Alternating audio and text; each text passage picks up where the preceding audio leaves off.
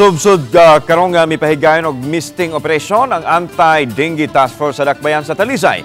Sayra natong detalye sa live report ni Femari Dumabok.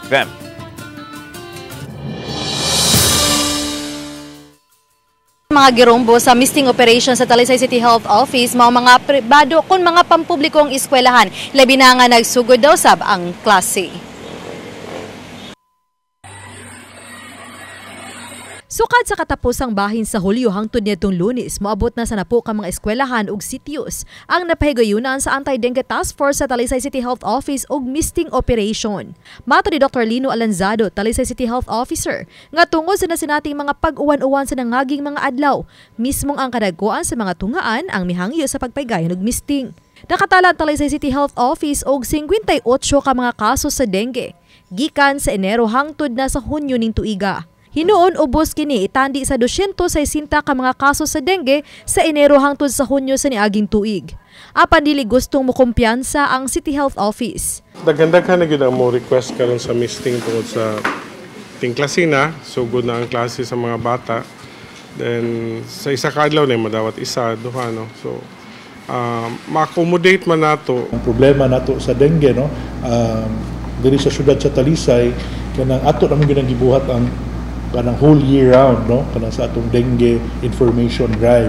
So karon lang tungod panahon sa ting-uwan nga mao gyud saka na pud sa kaso, mas gi-intensify lang nato. Gawa sa mga tunghaan, nagmisting usab ang task force sa mga sitio o purok di natala ang mga kaso sa dengue.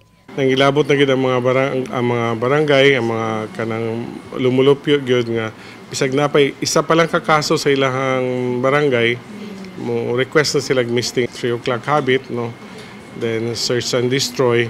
Mutabang naman niya ito ang mga kuan dengue task force, pero abagan sad sa mga barangay officials. Samtang bisan ko natapos na ang pagtimaan sa National Disaster Resilience Month, gipaybaw ni Konsehal Danny Caballero, chairman sa Committee on Disaster Resilience sa Konseho sa Dakbayan sa Talisay, nga magpadayon gihapon ang training alang sa basic life support ug pagresponde ilabi na diha sa mga eskwelahan. Ilabi na nga sagad sa mga bagyo nga moigo sa Kabisayan mahitabo sa katapusang 3 ka buwan sa tuig. Gawa sa piniling mga magtutudlo, ilakip na ang mga student leaders nga ipaubo sa disaster training aron mas maandam pa sa panahon nga motumaw ang katalagman. Para nako everyday andam kita kanunay kay especially karon ay climate change. Basic lang gud nga mga pag-response pareha ng pag-CPR o uban-uban pa diha. I-target karon ang mga student leaders. Nindot gid siya nga makatod gyud ang mga student leaders kay while bata pa sila.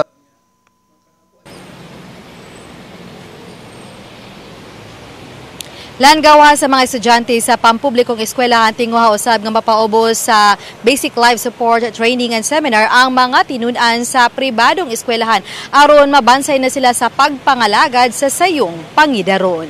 Lan? Okay, salamat Femari Dumabok.